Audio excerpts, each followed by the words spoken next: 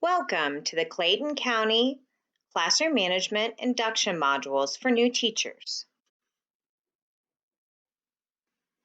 The learning targets for this module include to identify preventative classroom management strategies and to identify techniques for organizing and managing effective learning environments. There are a variety of resources that you can check out at the Professional Learning Center to support classroom management. There are two books written by Harry Wong, The First Days of School, as well as the Classroom Management book, which focuses strictly on procedures.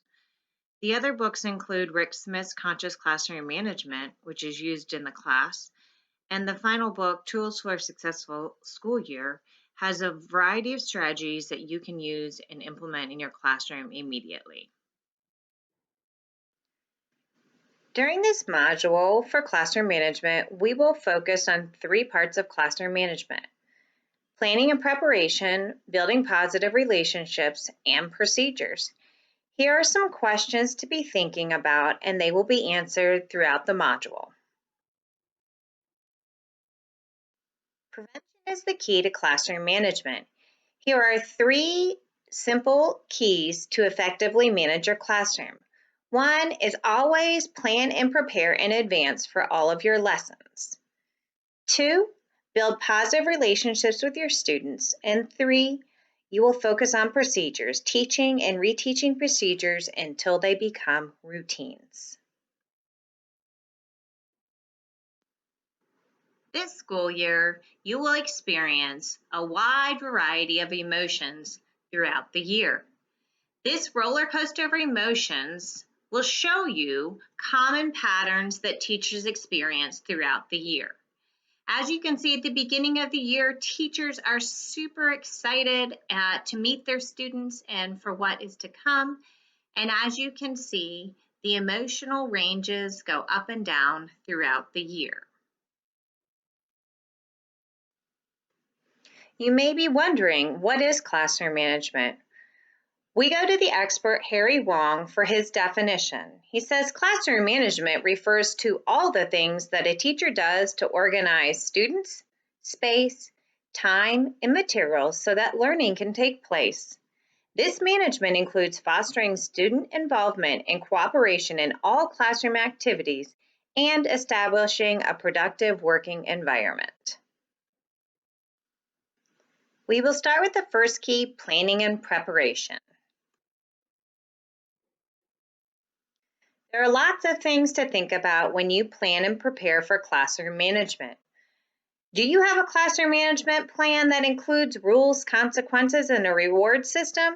Have you thoroughly thought through your procedures, listing your procedures, and writing out step by step what you expect the students to do for each procedure?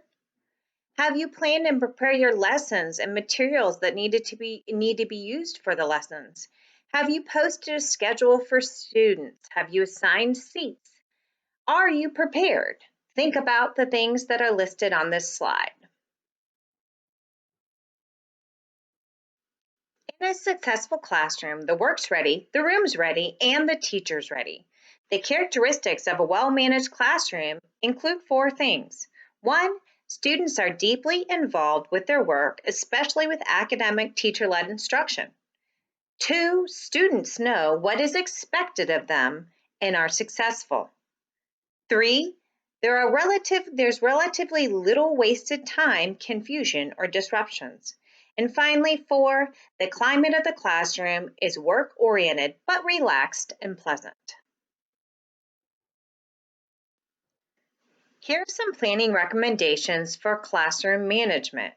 Please look over these recommendations and check off to make sure that you have these things completed before the beginning of school. Think about how you plan and prepare for your students with classroom management. To start off on a positive note, think about greeting students at the door, remaining calm and positive, tell students what they can expect from you and your class, share your enthusiasm for teaching, and express your belief that all students will be successful. The next part of classroom management that we will focus on is building positive relationships.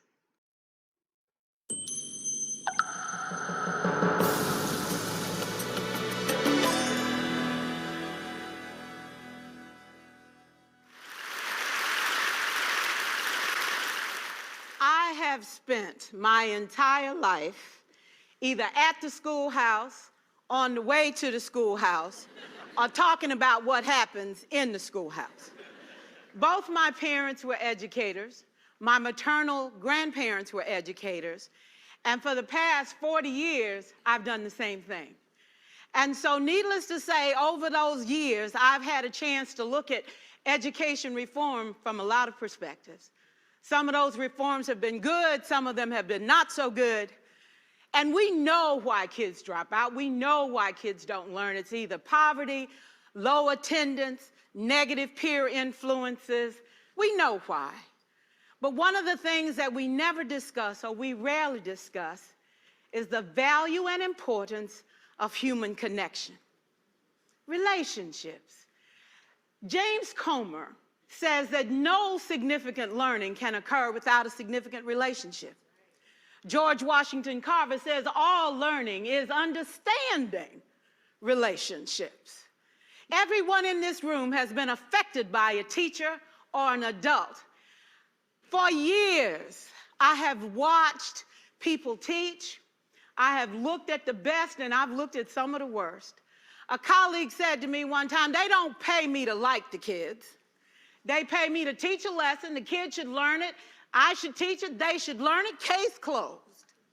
Well, I said to her, you know, kids don't learn from people they don't like.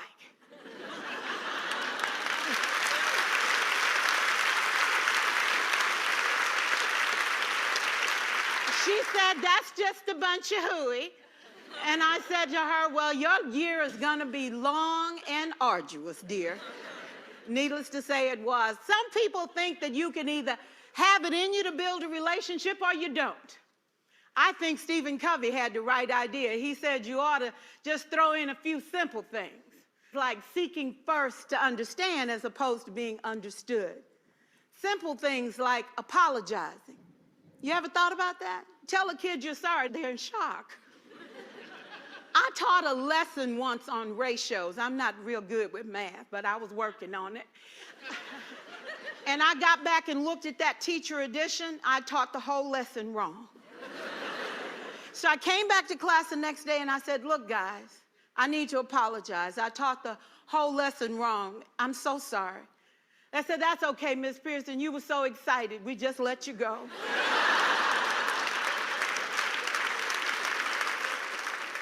I have had classes that were so low, so academically deficient that I cried.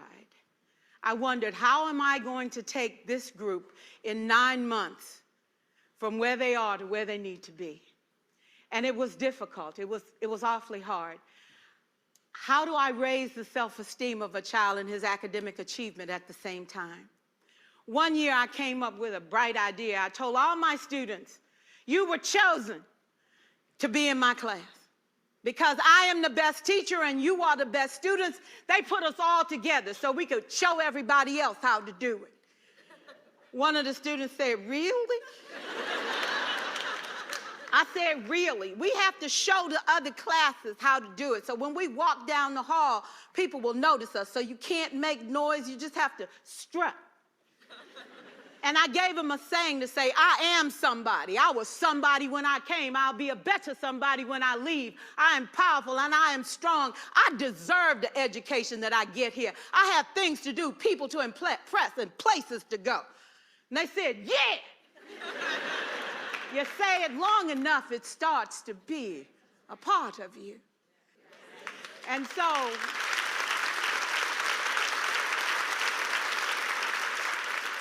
I gave a quiz, 20 questions. Student missed 18. I put a +2 on his paper and a big smiley face. He said, Miss Pearson, is this an F? I said, yes. He said, then why'd you put a smiley face? I said, because you on the roll. You got two right, you didn't miss them all. I said, and when we review this, won't you do better? He said, yes, ma'am, I can do better. You see, minus 18 sucks all the life out of you. Plus 2 said, I ain't all bad.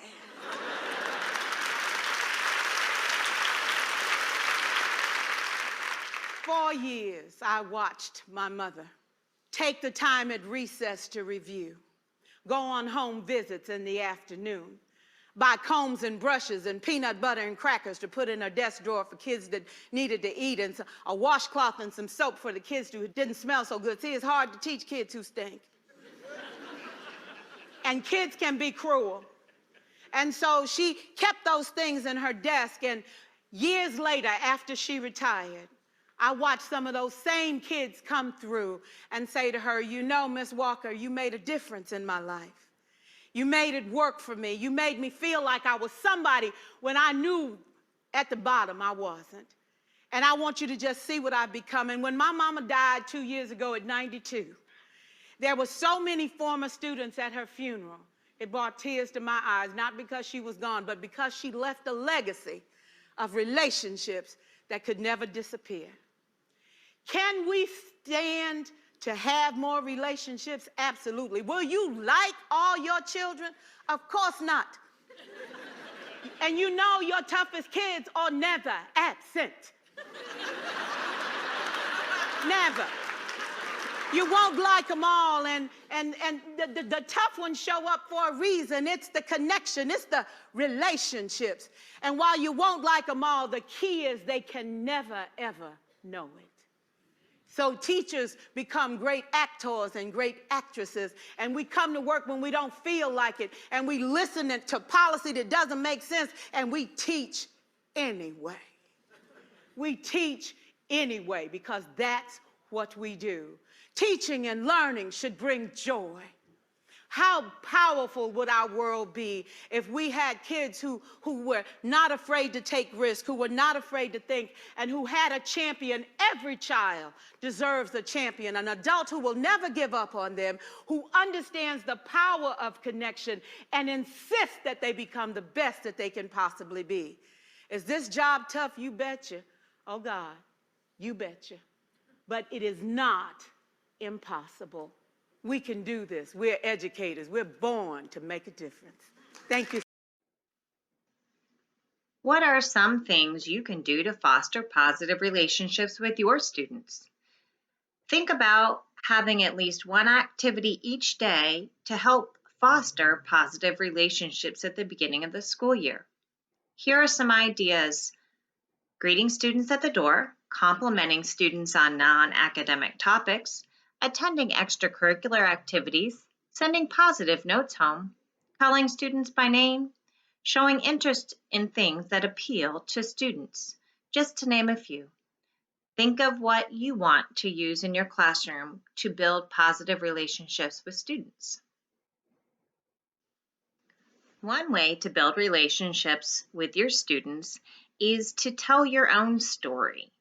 This can be done using symbols and pictures. Ask students to identify what they think the pictures or symbol mean or tell about you. Here is an example for you. Be creative, come up with different things that your students will find interesting and engaging. The research says the quality of the student-teacher relationship and the commitment to know each student individually will often determine a student's willingness to learn and cooperate in the classroom. This important research tells us how important it is to build positive relationships with students. One of the easiest ways to build a positive relationship with students is to put students at ease. On the first day of school, make it your #1 priority to put students at ease. Display a calm demeanor. Make everything about you and the classroom say, "Welcome, I'm here for you."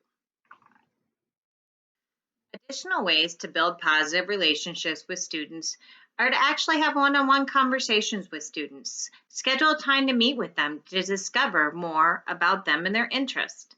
You can also have different activities throughout the week to learn more about students or have direct interviews with them. You can use this information in conversations and greeting students and even introducing new concepts. Keep in mind, building relationships is a precondition to student learning. All people are more likely to perform in the context of a positive, nurturing relationship. Remember, the basic ways to build relationships include spending time with a person and showing them you care and can be trusted. Think about how you can connect with students in a virtual environment. Here's 4 ideas.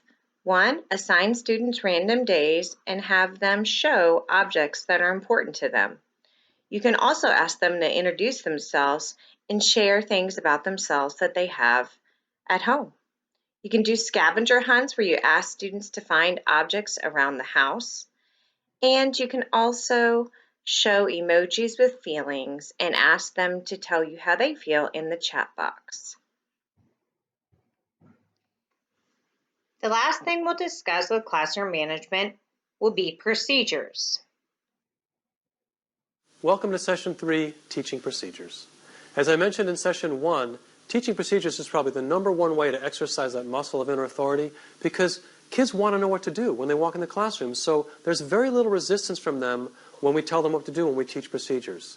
So let's take advantage of this opportunity to exercise the muscle of inner authority as we teach procedures in an effective way that help the kids get focused. Let's look at how to exercise this muscle of inner authority in terms of teaching procedures.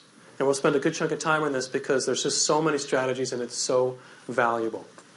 So we'll start broadly by looking at assumptions about procedures. Think about it like going down a funnel. We start broadly with assumptions and we go down to very specific strategies you can take away and use right away on Monday without a whole lot of practice. So, assumptions first. Please call out the page number this is on in your handout. Page 4. Please turn to page 4. Behavior and procedure are taught in the same ways that content is taught. Teaching is teaching, whether we're teaching how to line up for recess or how to solve the quadratic equation. It's the same basic formula. And it took me years to kind of get this. I call it an algorithm or a formula. And before I share that formula, there are formulas or algorithms in most things that we do. For example, I was a carpenter for a number of years before I became a teacher, and it took me years to realize there's a basic algorithm for carpentry. And it's the same for carpentry, electrical, plumbing, masonry, even dentistry. Same basic formula. What is it? You take an object, you shape it, and you attach it to another object. Do that over and over again, and soon you've got a house. Right? Or a crown, or a bridge, or whatever it is. And so it's the same basic form. Now for teaching, it's a different algorithm. For teaching, it's give a vision of the whole, break it into steps, teach the steps, connecting them to the whole, and check for understanding. And that's what teaching is. I'll do it again. Vision of the whole, break it into steps. Teach the steps while connecting to the whole, and check for understanding. The check for understanding does not happen just at the end. It happens all the time, constantly. For example, right now I'm checking that the temperature in the room is a little high, and I'm just scanning the room to see how people... There's a constant check, whether it's for temperature or for learning, whatever it is. And we're constantly taking a look to see how are the kids learning? And so it's concept. But that's a simple formula, and that's true when we're teaching procedures, not just content, and that's the key. So that's the first assumption. The second one is that procedures are the railroad tracks and content is the train. We need to lay the tracks down at the beginning of the school year and polish and maintain them throughout the year so the train of content has a speed and a direction in which it can go. A speed and a direction in which it can go. Now, before I go on to the next piece about this, as I share that idea about laying those tracks down at the beginning of the year, oftentimes a yeah but comes up or a concern comes up in teachers' mind, especially for beginning teachers. A lot of beginning teachers think that how you start the school year off will determine the quality for the rest of the school year. So if you look at your classes, say sometime in mid-November, and you see, well, it's not going so well, but I guess I'm toast until next year. Not the case. You can always make changes. It's never too late in the school year to make changes in your system and how you do it. The difference is, if you start the school year off on a good note, you'll notice the kids buying in within 4 or 5 days. You'll start to see a buy-in. If you make a major change in the middle, it can take twice as long, 8 to 10 days before you really see that magic start to happen. So many times working with teachers over the years, we come up with an action plan, great, I'll come back next week to see how it's going. I come back the next week and they're not doing it. And I say, what happened? Oh, it wasn't working. Well, how long did you give it? 4 days. twice as long, 8 to 10 days to see the magic happen. So it's never too late to make the change. Now, a lot of teachers say, well, how do you justify making a change without going into inner apology? I'll give you 2 examples. Okay, here's from inner authority first. Class has been getting a little too noisy lately, so we're going to try something different. Kids know, because they want to learn, right? That's the assumption. Now they might complain, oh yeah, noisy, blah, blah. Like 15, 20 seconds. Great, thank you very much. Any more complaints? Okay, let's get started. You're going to test me? Here's the test. Great, I passed the test. Great, let's learn. So it's a whole orientation from inner authority, whereas from inner apology, it's like, it's been noisy and I don't know what to do, so what are we going to... It's a whole different perspective, and it communicates a very different message to the students. And so sometimes the solutions or things I offer really do work very differently from inner authority versus sometimes they'll work in both and help you grow in that direction. So enough said about that, about changes in the middle of the school year. Let's go back to procedures. Procedures. Railroad tracks, content is the train. My challenge for you is to try and overteach procedures to your students. Try and teach procedures too much. Now, I've observed and coached about 150 teachers over the years, maybe 90 beginners and 60 veterans. I have never once seen a teacher overteach procedures. Now, some mentors have told me they've seen it, so I know it's possible, but the truth is it's very unlikely, because if you shoot really high, you'll get it just right. When we set up the microphone this morning, we set it too high, and then we went back down to the right volume. That's how you find out what it is. So try and overteach procedures. If your kids tell you, why are we doing this? We already know this. Then you've almost taught them enough. But it's almost impossible to overteach. Let me give you a couple of examples of procedures. How about kids sharpening pencils? That is a classroom procedure. How about teacher distributing completed work to kids? Each of those procedures the teacher has choice as to how they're going to do it, and the procedures have to be taught. It just doesn't work like that. It has to be taught and reinforced. So those are some examples of classroom procedures.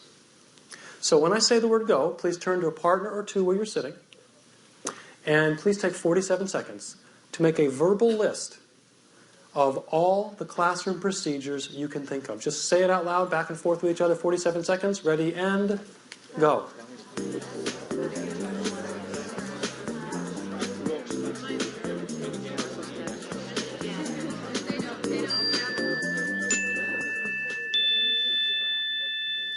And thanks for that response to the chime, and welcome back. So I would suggest if we added up all the procedures you just talked about, we'd have hundreds of procedures. There are hundreds of classroom procedures.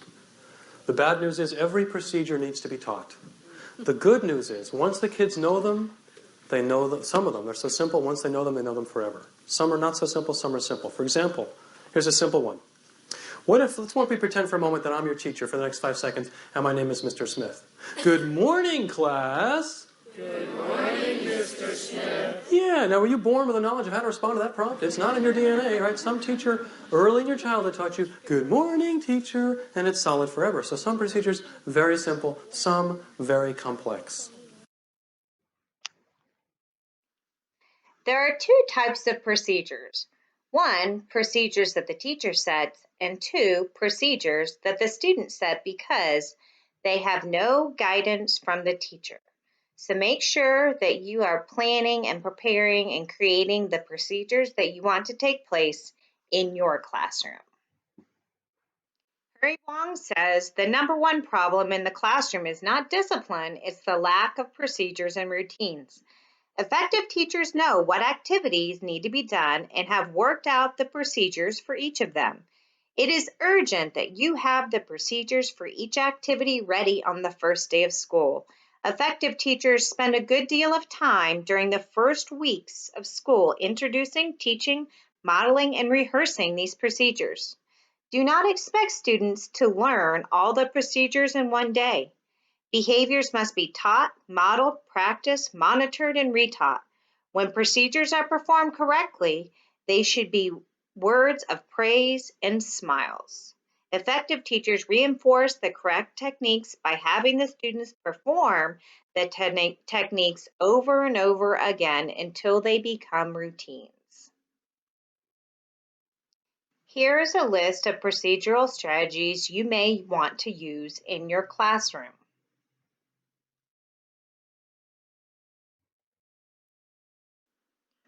During the time when you are teaching extending the learning beyond the classroom, You need to think about what expectations you have for your students in the virtual classroom. Here are some examples of things that you may want to use for expectations for students. It's also important to have visuals for students that are young so they know exactly what they are expected to do. And then you will need to teach them the expectations.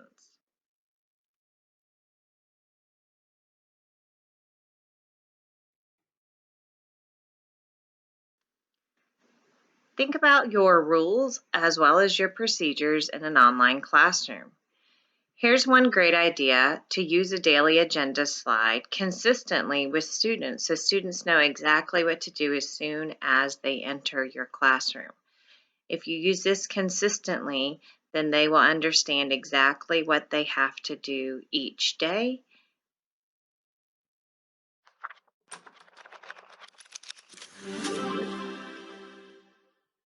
Setting the tone from the very first day of school is the most important thing you can do as a teacher. The first thing that everyone needs to understand is that you are in charge of your classroom.